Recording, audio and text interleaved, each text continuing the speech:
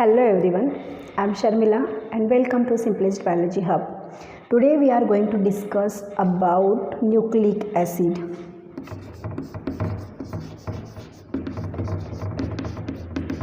Nucleic acid, a topic of biomolecules class 11th. इसके पहले भी हमने न्यूक्लिक एसिड के बारे में 12th क्लास का जो वीडियोस था उसमें डिस्कस किया है, बट यहाँ पे इन शॉर्ट हम न्यूक्लिक एसिड क्या होता है वो देखेंगे। न्यूक्लिक एसिड में दो चीज़ें इंक्लूड होती है बेटा, DNA and RNA. DNA is genetic material in human being while RNA is the genetic material in some viruses. तो दोनों का स्ट्रक्चर क्या होता है और किस तरह का वर्किंग वो करते हैं ये हम इसके अंदर देखेंगे। सो न्यूक्लिक एसिड मीन्स ऐसा एसिड जो न्यूक्लियस के अंदर पाया जाता है, एसिडिक इन नेचर होता है। First explain by Frederick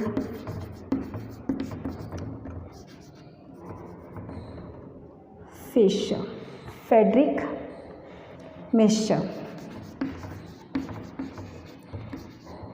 and he isolated it from Persicet।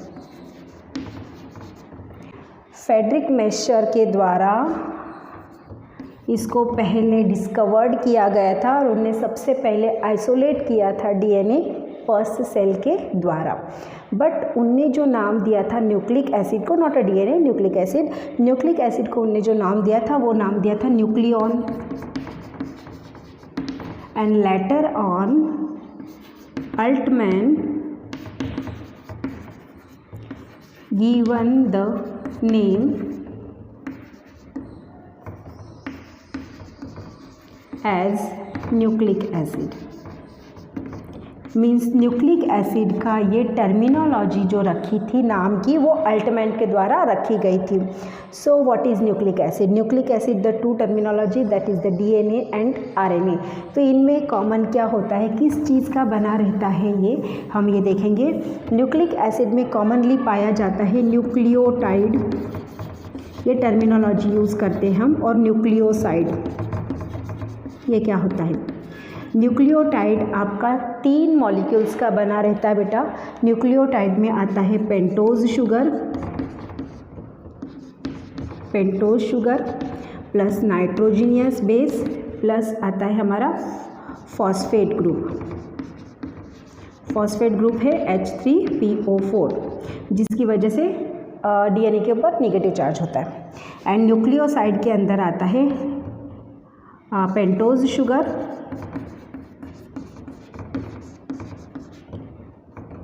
और नाइट्रोजन बेस। इसमें फॉस्फोरिक एसिड या फॉस्फेट मॉलिक्यूल प्रेजेंट नहीं होता।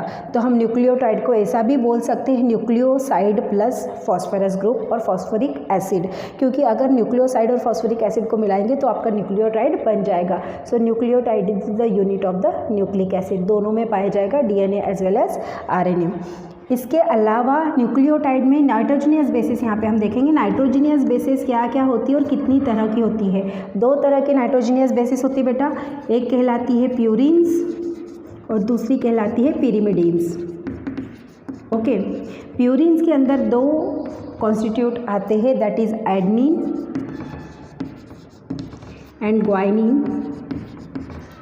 एडनिन को रिप्रेजेंट किया जाता है 8 के द्वारा, ग्वाइनिन को रिप्रेजेंट किया जाता है G के द्वारा। पिरिमिडीन्स भी 2 होते हैं। पिरिमिडीन्स होते हैं थायामीन, जिसे T से रिप्रेजेंट करते हैं। देन आता है साइटोसिन, जिसे C से रिप्रेजेंट किया जाता है। And in case of RNA thiamine की जगह पे यूरेसिल आता है। जो भी पिरिमिडीन है आपका, इसे U से रिप्रेजेंट किया जाता है। तो pyrimidines are 3, thiamine, cytosine and uracil, while the purines are 2, adenine and guanine. These are the nitrogenous bases present in the nucleotide or nucleic acid. अब डीएनए और आरएनए में जो पेंटोज शुगर होती है वो किस तरह की होती है? डीएनए में और आरएनए में जो पेंटोज शुगर होती है, आरएनए के अंदर होती है राइबोज शुगर और डीएनए की होती है अंदर होती है deoxy ribose sugar. Okay, so structure क्या है राइबोज शुगर और डीऑक्सी राइबोज शुगर का। पेंटोज शुगर है मीन्स पेंटागोनल स्ट्रक्चर है, यहाँ पे OH H H OH H OH H N CH2OH ये ग्रुप जुड़ा है। जबकि डीऑक्सी राइबोज शुगर में डिफरेंट कुछ भी नहीं बेटा, बस एक ऑक्सीजन की कमी है। यहाँ पे देखो HOH और यहाँ पे जो सेकंड वाला कार्बन है, सेकंड वाले कार्बन की जगह पे OH नहीं होता, दोनों हाइड्रोजन जुड़े रहते हैं, बाकी एज इट इज़ रहेगा जो राइबोज शुगर में है, बाकी फार्मूला एज इट इज़ रहेगा। जब सेकंड कार्बन है, ये फर्स्ट कार्बन है, ये सेकंड कार्बन है, सेकंड कार्बन पे यहाँ पे OH लगा हुआ है, जबकि डीऑक्सी राइबोज में सेकंड कार्बन पे दोनों हाइड्रोजन लगे हैं, बस एक ऑक्सीजन की कमी होने की वजह से इसको डीऑक्सी राइबोज शुगर कहा जाता है। Now we move towards the DNA। DNA का स्ट्रक्चर कैसा होता है ये हम देखेंगे। हमारे जो न्यूक्लिक एसिड है उसमें से एक कंपोनेंट है DNA, तो DNA कैसा होता है। DNA का जो स्ट्रक्चर है बेटा हमारा, वो फर्स्टली एक्सप्लेन, तो ऐसे बहुत सारे लोगों ने DNA के मॉडल एक्सप्लेन किए, बट जो एक्सेप्टेड मॉडल है, जो वर्ल्ड वाइड एक्सेप्टेड मॉडल है, it is given by Watson and Crick. Watson and Crick के द्वारा दिया गया मॉडल को DNA का मॉडल कहा जाता है। ये B टाइप ऑफ DNA है, ह्यूमन बीइंग में जो पाया जाता है B टाइप ऑफ DNA। ये क्या होता है ये हम इसी वीडियो में आगे देखेंगे। DNA के कुछ टाइप्स होते हैं, उसमें से B type of the DNA human being में पाया जाता है। सो DNA का full form deoxy ribo nucleic acid. Okay, Watson and Crick ने दिया निगेटिव चार्ज होता है DNA के ऊपर due to present of H3PO4, phosphoric acid present होने की वजह से उसके ऊपर निगेटिव चार्ज होता है। It is genetic material in near about all organism। Exception some कुछ बैक्टीरिया है, वही एक्सेप्शन है जिसके अंदर RNA as a genetic material होता है, बाकी सभी ऑर्गेनिजम्स के अंदर, प्लांट्स के अंदर DNA as a genetic material, plants also, इसके अंदर भी आपका जेनेटिक मटेरियल क्या होता है DNA। तो DNA का जो स्ट्रक्चर रखा गया था वैटसन एंड क्रिक के द्वारा, वो कैसा था, डबल हेलिक्स स्ट्रक्चर था बेटा, double helical structure.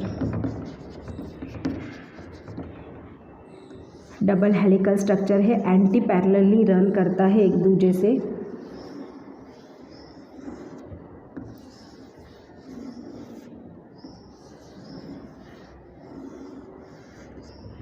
One dash 5 dash and, तो उसका जो अपोजिट होगा 3 डैश और ये होगा 3 डैश, तो ये होगा 5 डैश एंड। ये कुछ आपके हेलिकल स्ट्रक्चर थे। दो स्ट्रिप्स जो है वो आपकी पैरेलल है, दोनों ने एक वुंडिंग करी है, एक विंडिंग करी है, और उस विंडिंग कैसी है, ये राइट हैंडेड विंडिंग है। B type of the chromosome के अंदर वो B type of the DNA के अंदर वो राइट हैंडेड विंडिंग है।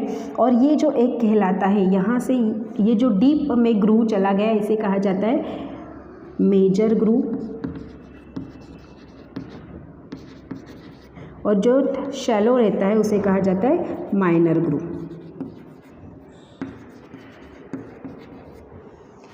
यहाँ से लेके यहाँ तक एक मेजर और एक माइनर बन के जो एक हेलिकल स्ट्रक्चर बनता है, एक विंडिंग स्ट्रक्चर बनता है, one helix, that is the 34 angstrom. One helix से आपका 34 एंगस्ट्रॉन, इनके बीच में रहती है नाइट्रोजन पेयर की बेसिंग। तो ये बेस पेयर है, तो दो बेस पेयर के बीच का डिस्टेंस रहता है बेटा आपका 3.4 एंगस्ट्रॉन।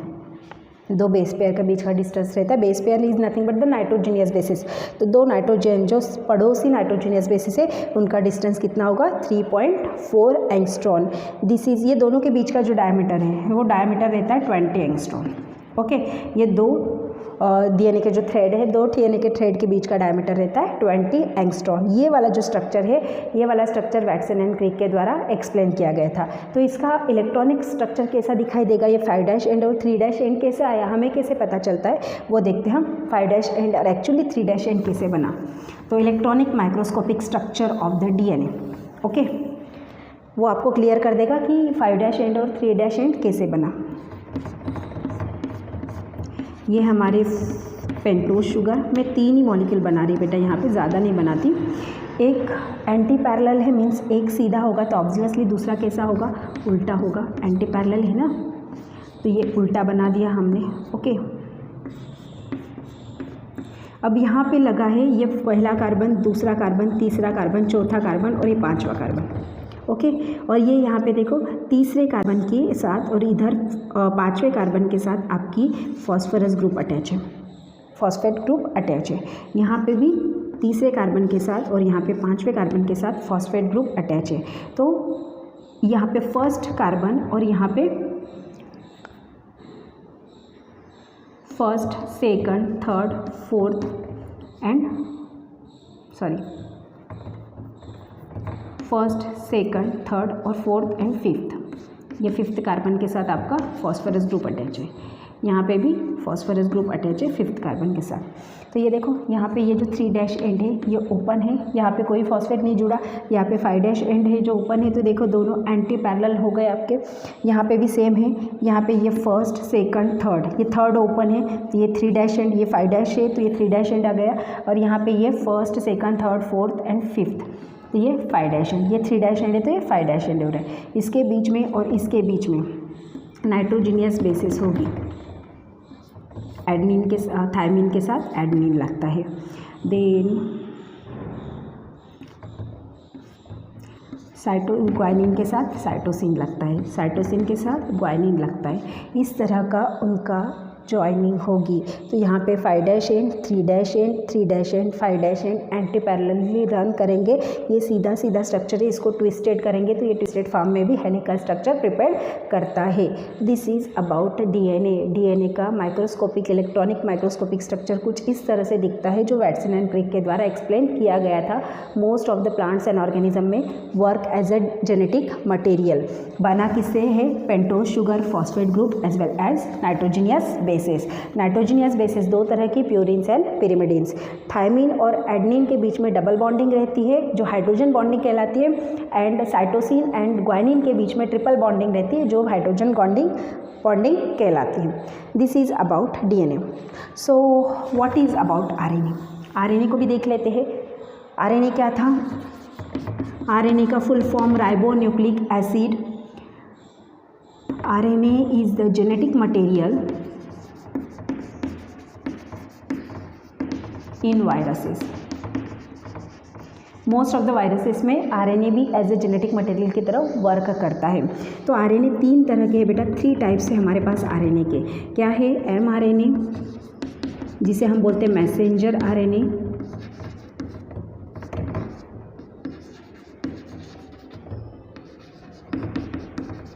दूसरा है rRNA, ribosomal RNA,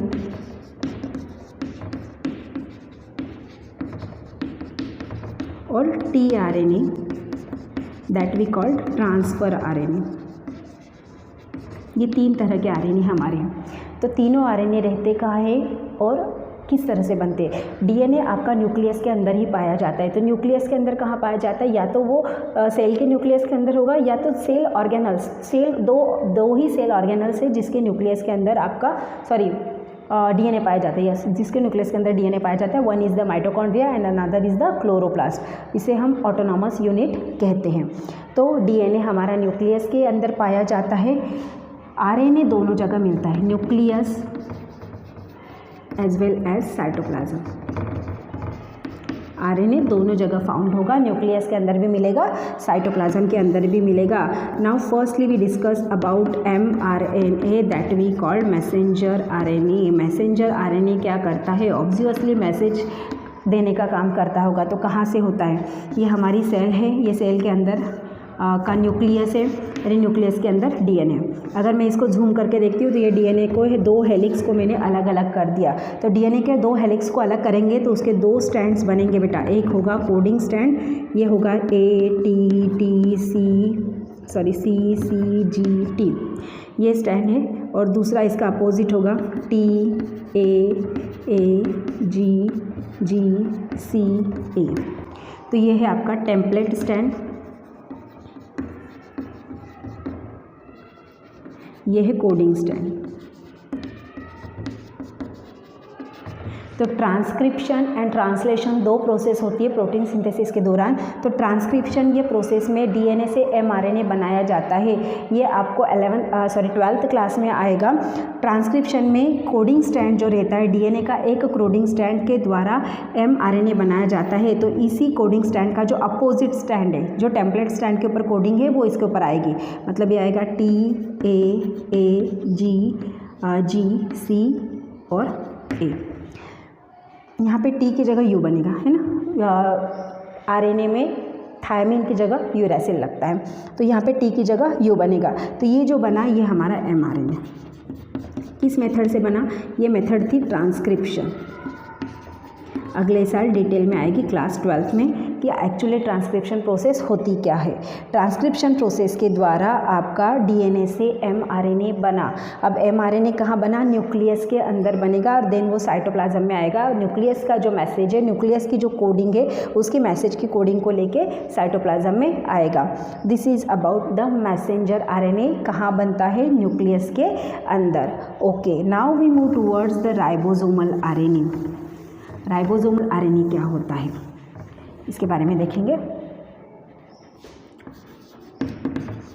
ribosomal RNA that we also called rRNA. RRNA दो तरह के होता है, टाइप्स ऑफ आरआरएनए, 2 टाइप्स रहते हैं, 70S type of the RNA और 80S type of the RNA. 70S type of the RNA found in prokaryotic organism और prokaryotic cell and 80S type of the organism found in eukaryotic cell। ये क्या होता है, prokaryotic cell, eukaryotic cell, आपको concept clear है। Prokaryotic cell में जो जिनके पास न्यूक्लियर मेम्ब्रेन प्रेजेंट नहीं रहती, उनके पास 70S type of the organism ribosomal RNA पाया जाता है।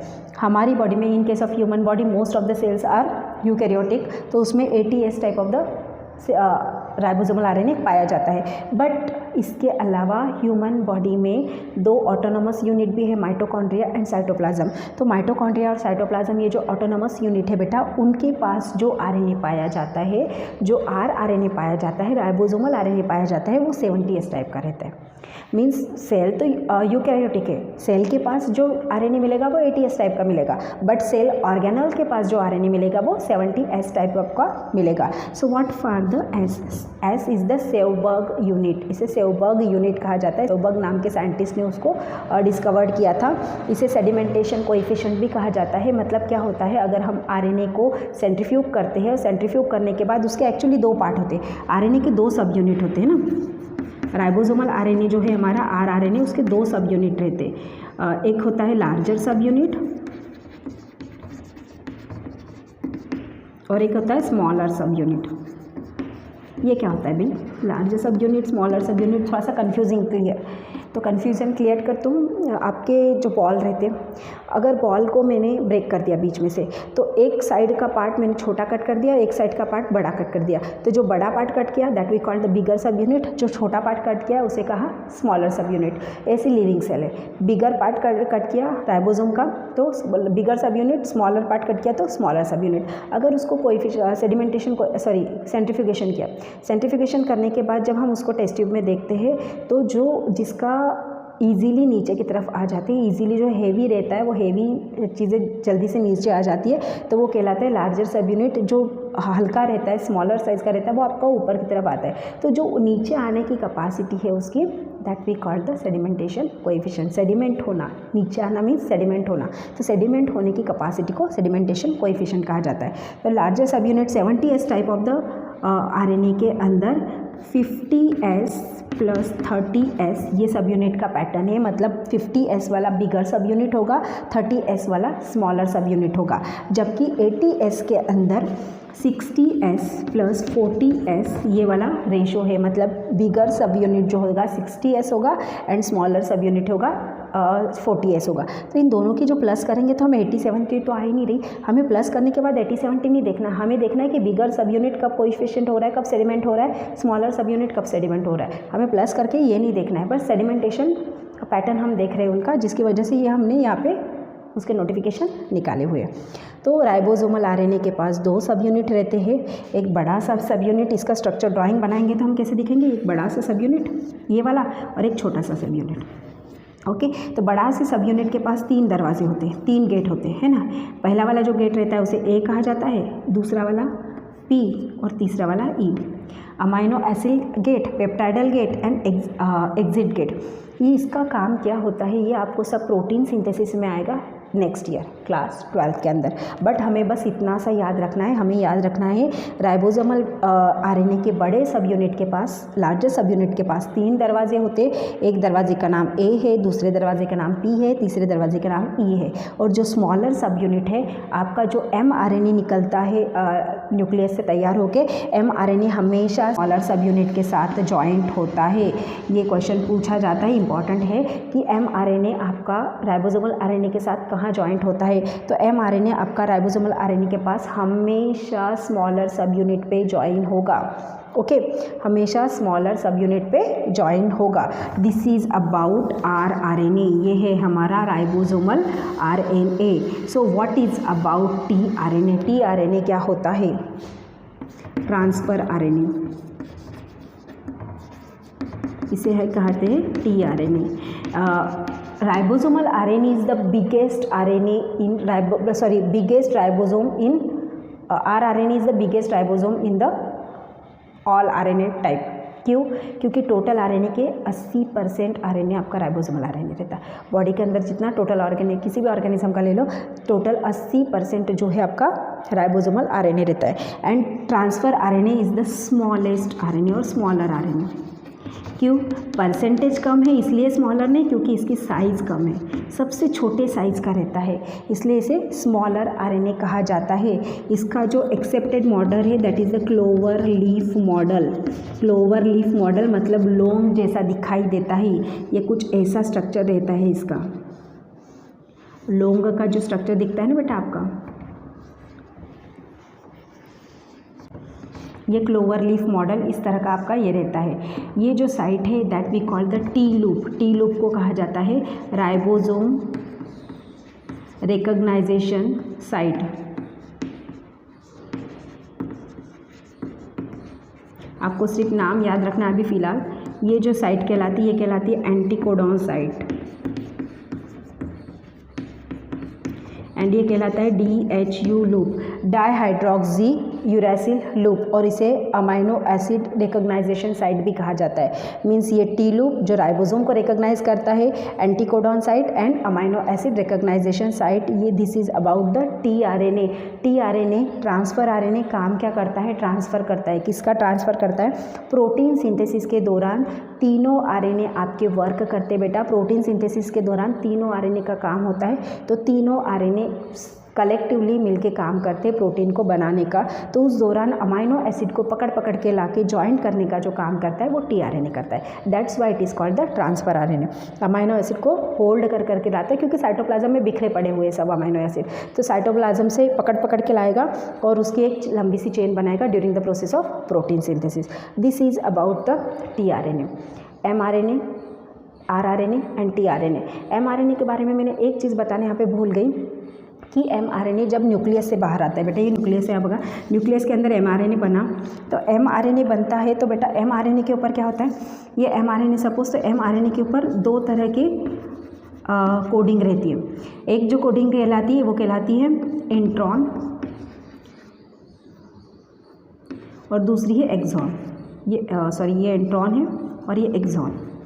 Axon is the coding part and intron is the non coding part. तो एक्सॉन के अंदर ऐसी कोडिंग जो काम की है, एंट्रॉन के अंदर ऐसी कोडिंग नहीं जो काम की है। तो क्या होता है, इसको एंडोन्यूक्लियस एंजाइम रहता है, रेस्ट्रिक्शन एंडोन्यूक्लियस एंजाइम के द्वारा ये जो नॉन कोडिंग पार्ट है इसको कट कर दिया जाता है। इसे डीएनए सीजर्स भी कहा जाता है ना।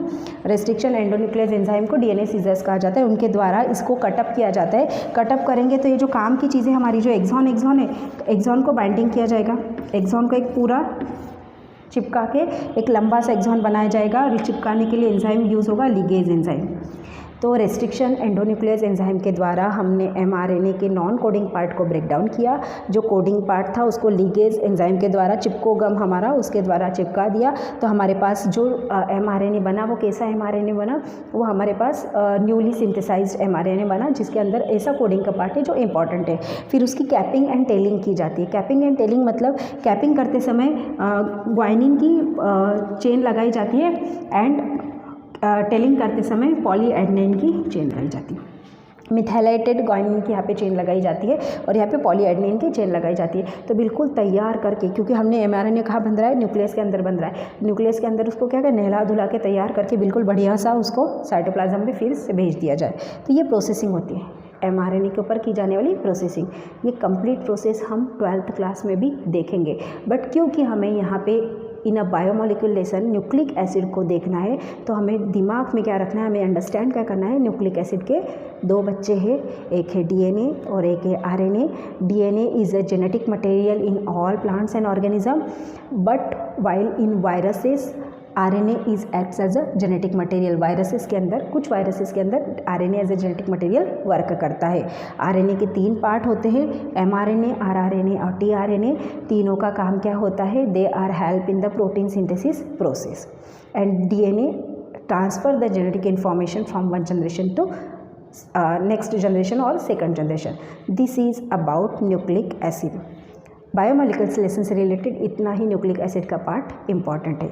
इस टॉपिक से रिलेटेड नोट्स आपको डिस्क्रिप्शन बॉक्स में इसकी लिंक मिल जाएगी, as well as description box में आपको टेलीग्राम चैनल की भी लिंक मिलेगी बेटा।